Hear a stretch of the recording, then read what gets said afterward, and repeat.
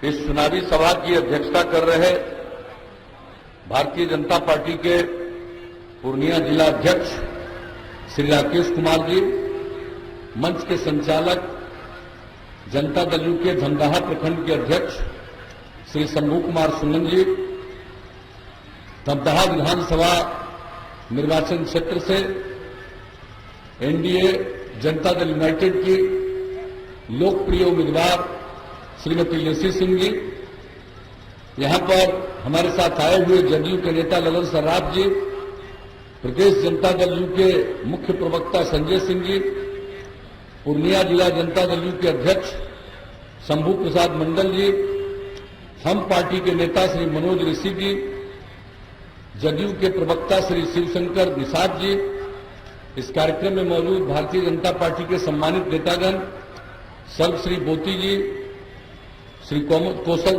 शाह जी, श्री भोला मंडल जी, श्री सुनील भगत जी, श्री विवेक जी, श्री झुन्नू जी, यहां उपस्थित जनता दल यू के सभी नेतागण, श्री प्रमोद चौधरी जी, श्री पप्पू गिरी जी, पूनम मुखिया जी, जनाब अफरोज आलम साहब, मनोज पासवान जी, जनाब सजाउर साहब, जीत मुखिया जी, सुनील मेहता जी, लिटिल झा जी, नवकिशोर यादव जी, उमेश पासवान जी, उदय शुक्ला जी, प्रदीप मेहता जी, श्रीमती रीता चौधरी जी, अमर मंडल जी और यहां उपस्थित एनडीए के घटक दलों के सभी सम्मानित नेतागण, मेरे प्रिय साथियों, प्रिंट और इलेक्ट्रॉनिक मीडिया से जुड़े पत्रकार मित्रों, छायाकार बंधुओं और इस चुनावी सभा में उपस्थित बहनों एवं भाइयों, आप सब इस चुनावी सभा में उपस्थित हुए हैं।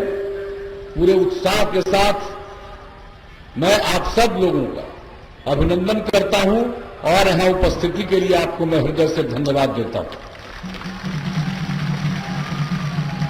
आपको इस चुनाव काल में चुनाव प्रचार का कम समय निर्धारित था।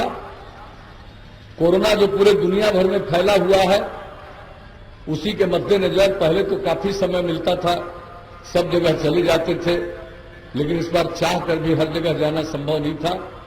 लेकिन पूर्व की तरह, पहले की तरह फिर धमदाहा में आपके बीच उपस्थित होने का मुझको मौका मिला।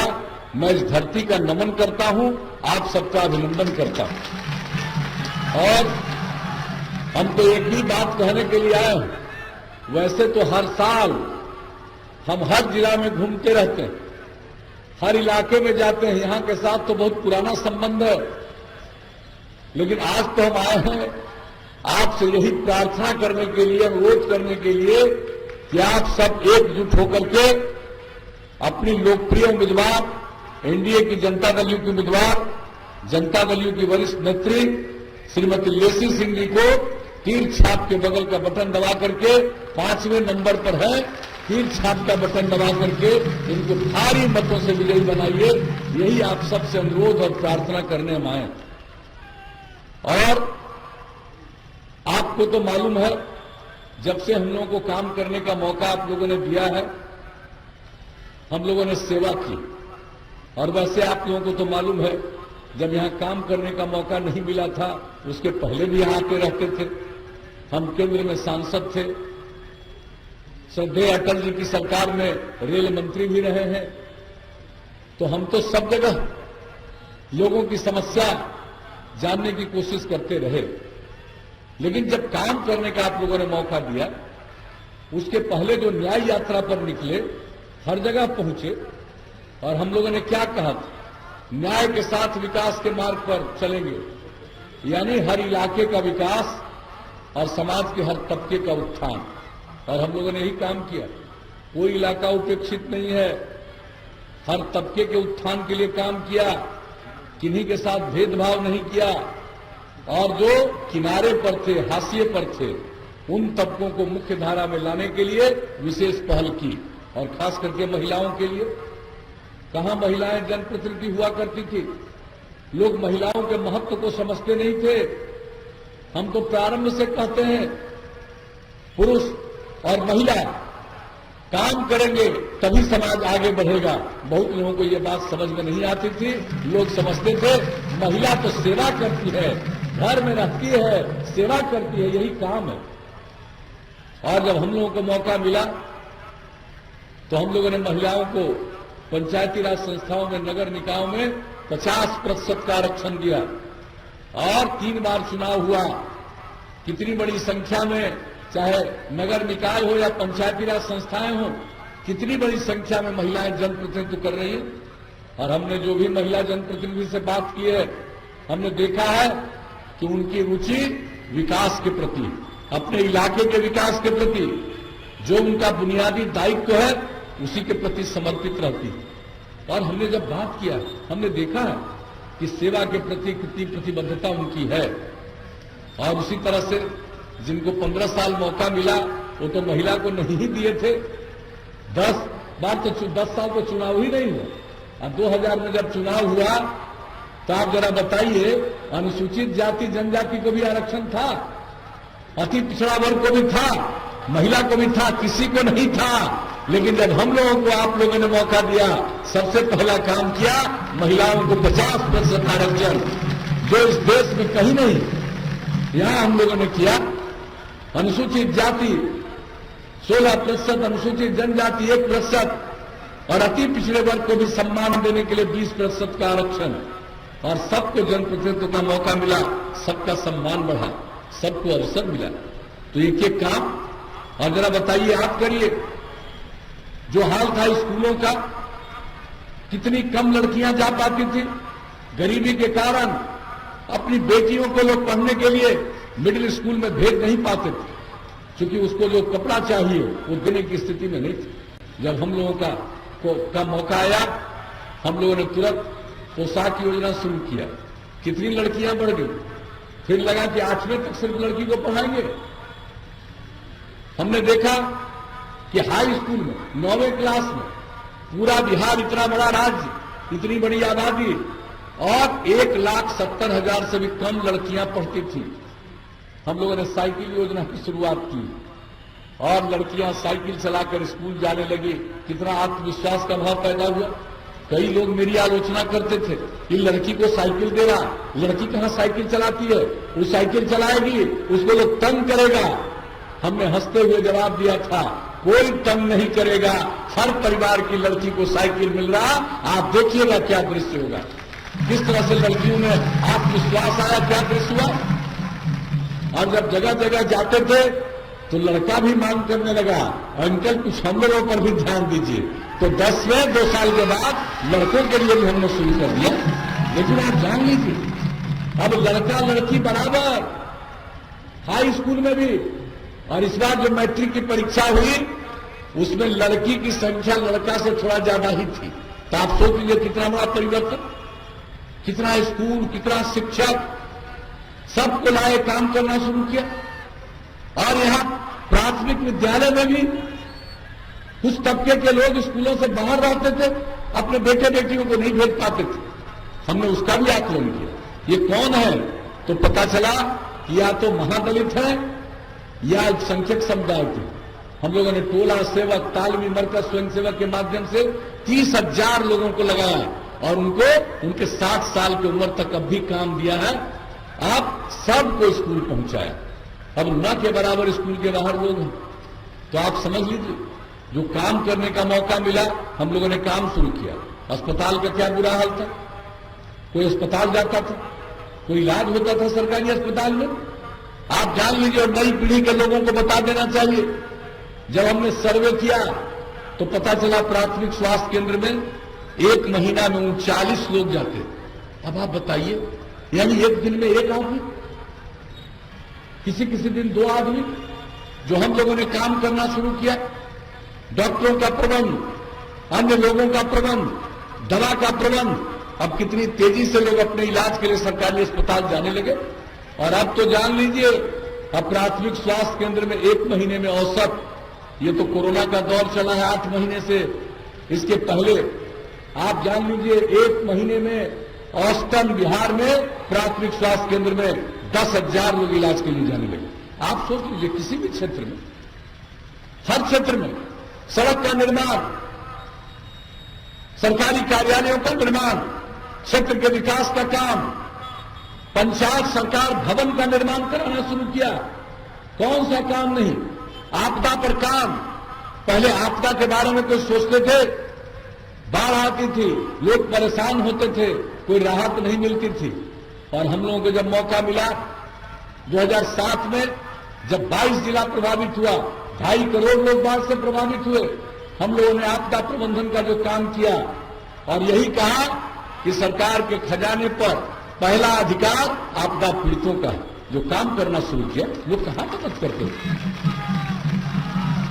और एक एक करके सब मदद, सब काम। और जान लीजिए हम लोग काम करते रहे। हर 5 साल में जो काम किया उससे आगे अगले 5 साल में, और इस बार जो काम करने का मौका मिला, क्या स्थिति थी भाई? पहले बिजली का क्या हाल है? ललटेन का जमाना था, गांव को छोड़ दीजिए, शहर में भी न के बराबर बिजली। तो ये स्थिति थी। अब उसके लिए भी जो हम लोगों ने समाधान का प्रयास किया, आप अच्छी तरह जानते हैं किस तरह से हम लोगों ने काम किया।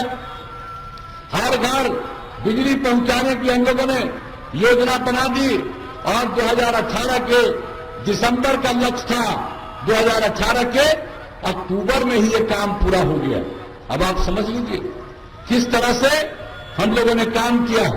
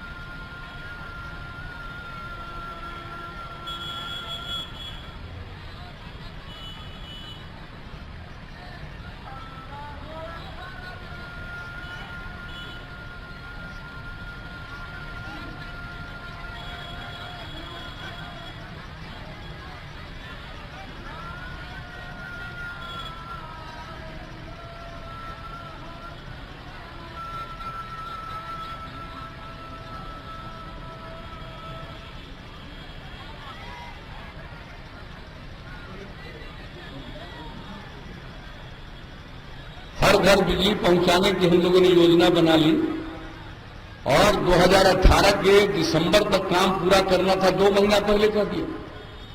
पहले जो लोगों को काम करने का 15 साल तक मौका मिला साहब, क्या बिजली की स्थिति थी? पूरे बिहार में 700 मेगावाट की खपत। आप लोगों ने हम लोगों को मौका दिया, हर घर बिजली पहुंचा दिया, जर्जर तार बदल दिया और अब तो बिजली की खपत और बढ़ रही है। अब तो लोग खेती में भी, सिंचाई के लिए भी बिजली का इस्तेमाल कर रहे हैं और अब 6000 मेगावाट से ज्यादा बिजली की खपत बिहार में हो रही है और 5000 करोड़ रुपया से ज्यादा जो सरकार बिजली खरीद करके लोगों को आपूर्ति कर रही है, सरकार की तरफ से 5000 करोड़ रुपए से भी ज्यादा का अनुदान है। आप जान लीजिए। तो हम लोग कहते हैं, उसको करते हैं और एक एक काम। और आपको बता देना चाहते हैं, अब आगे जब काम भी, इस बार जो मौका मिला हम लोगों ने और क्या कहा, हर घर नल का जल, उसके लिए तेजी से काम चल रहा है। हर घर तक पक्की गली और नाली का निर्माण, हर गांव तक पक्की सड़क, और जो टोला था वहां तक भी टोला संपर्क योजना, शौचालय का निर्माण हर जगह, ये सारा काम किया गया। उसको हम लोगों ने करना शुरू किया। आप जान लीजिए, आपके क्षेत्र के बारे में हम बता देना चाहते हैं, गुणवत्ता प्रभावित है, थोड़ा समय लगता है। आधा से ज्यादा इलाके में आपका नल का जल हो गया, बहुत तेजी से काम चल रहा, बहुत जल्दी पूरा हो जाएगा। और घर तक पक्की गली और नाली में कुल मिला के 617 वार्ड में ये काम पूरा हो गया। और ग्रामीण टोला संपर्क योजना में 28 बसावटों को संपर्कता प्रदान की गई। और ग्रामीण सड़कों का निर्माण 166 ग्रामीण सड़कों का निर्माण इस विधानसभा क्षेत्र में हुआ। 394 किलोमीटर सड़क बनाया गया गांव को जोड़ने के लिए। तो जो कहा उसको करने की कोशिश हम लोगों ने की है। और कौन सा काम नहीं, आप समझ लीजिए, राज्य उच्च पथ धमदाहा रुपौली तक 20 किलोमीटर लंबाई के पथ का निर्माण कराया जा रहा है। साथ ही धमदाहा से बढ़ाकर बिहारीगंज बॉर्डर भाया बढ़हरा कोटी 21 किलोमीटर लंबाई के पथ का निर्माण कराया जा रहा है। हर प्रकार से ये सारा का सारा काम धमदाहा एवं कृत्यानंद नगर में कुर्सेला, मीरगंज, सरारी, काला बलुआ, रानीगंज 33.6 किलोमीटर पथ का निर्माण कार्य पूर्ण कराया गया। मतलब पथ का निर्माण, एक एक चीज, हर तरह का काम हम लोग जो कहते हैं उसको करते हैं। तो काम तो किए हम लोग। और एक बात और बता देते हैं कि किस तरह से अपराध पर नियंत्रण किया। आप जान लीजिए, अपराध पर जो नियंत्रण किया, शाम के बाद किसी की हिम्मत होती थी घर से बाहर निकलने की, नई पीढ़ी के लोगों को बता देना चाहिए।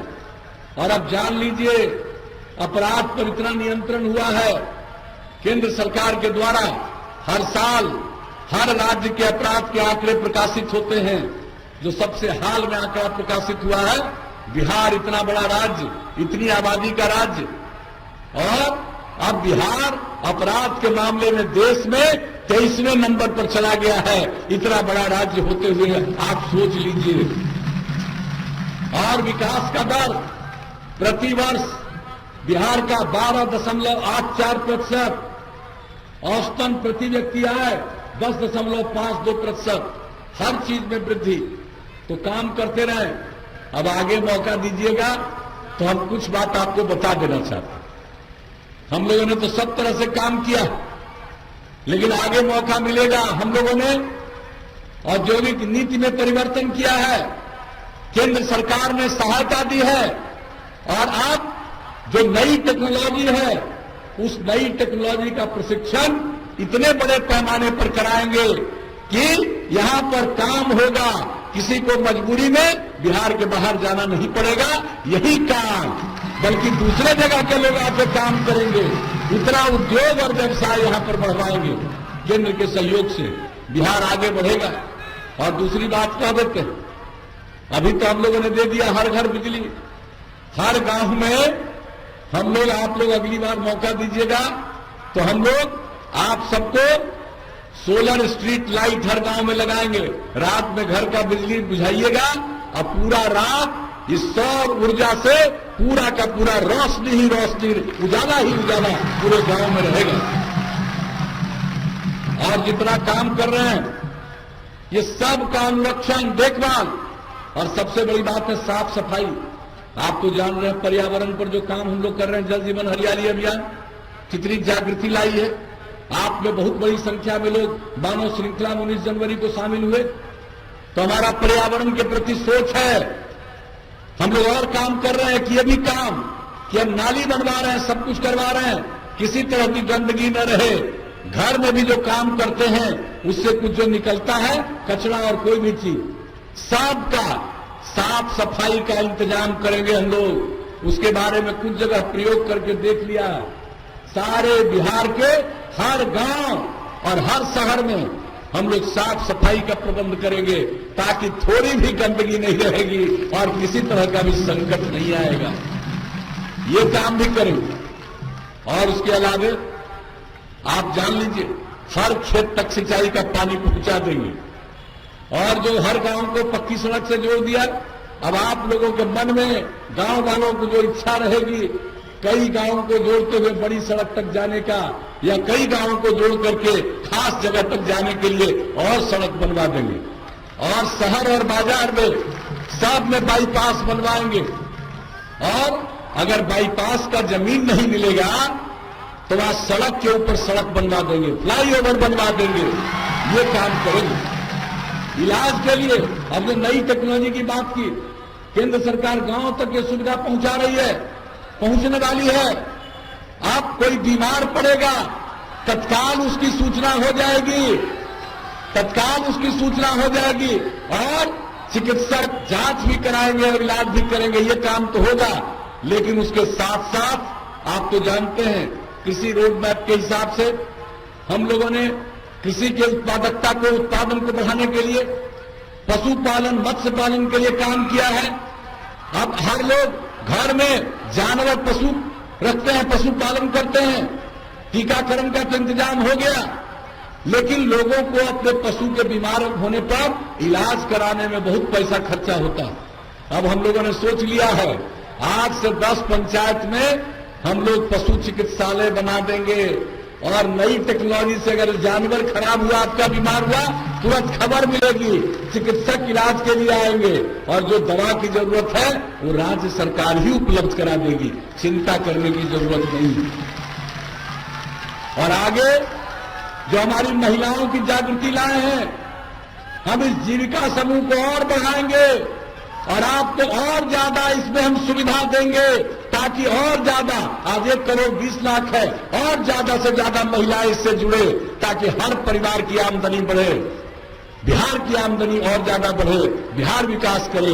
और नई टेक्नोलॉजी का जो जिक्र किया, उससे अधिक से अधिक लोगों के लिए काम पैदा होगा, रोजगार पैदा होगा और लोग आगे बढ़ेंगे। तो ये सब काम तो हम लोग करेंगे।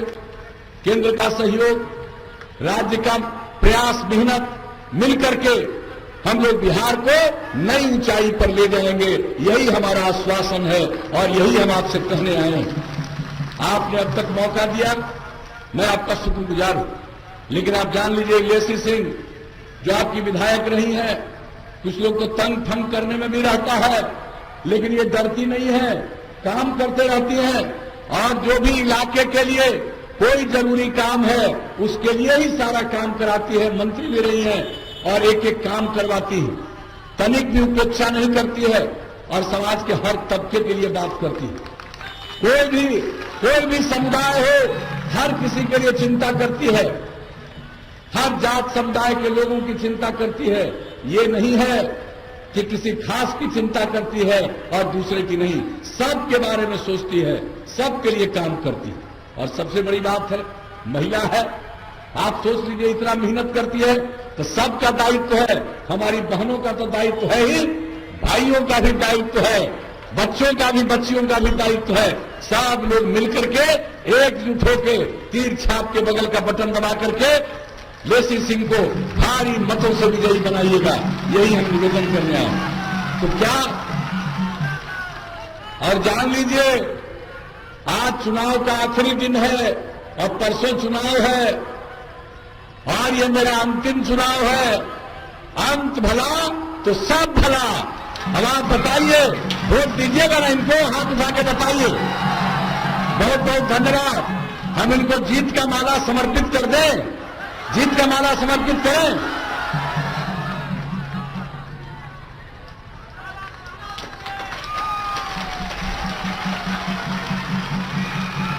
तो आप सबने आश्वस्त किया, आपकी सहमति से हमने जीत का माला समर्पित कर दिया। अब परसों एक एक आदमी वोट दे करके भारी मतों से विजयी बनाइएगा। अब तक जितना विजयी बनाए हैं उससे भी कई गुना ज्यादा वोट से विजयी बनाइएगा, यही हम आग्रह कर रहे हैं। और देखिए, बहनों को हम कहेंगे, अरे आप ही के लिए तो सब ज्यादा काम किया, तो इसलिए आपसे आग्रह है कि परसों सुबह तैयार होके पहले वोट दे दीजिएगा और वोट देने के बाद आइएगा तो घर में खाना बनाइएगा, खाइएगा। और घर के बाकी लोगों को भी कह दीजिएगा कि जाओ पहले वोट देके आओ, तब खाना खिलाएंगे। इसलिए सब लोग वोट देंगे, भारी संख्या में वोट देंगे और भारी मतों से विजयी होगी और पुनः एनडीए की सरकार बनेगी और बिहार को केंद्र और राज्य मिलकर के नई ऊंचाइयों तक पहुंचाएगा। हम सब बिहार को एक विकसित राज्य के रूप में परिणत करेंगे। इन्हीं शब्दों के साथ आपने जो वचन दिया, आश्वासन दिया, इसके लिए मैं आप सब लोगों को धन्यवाद देता हूं, आप सबका अभिनंदन करता हूं और इतना ही कहते हुए मैं अपनी बात को समाप्त करता हूं।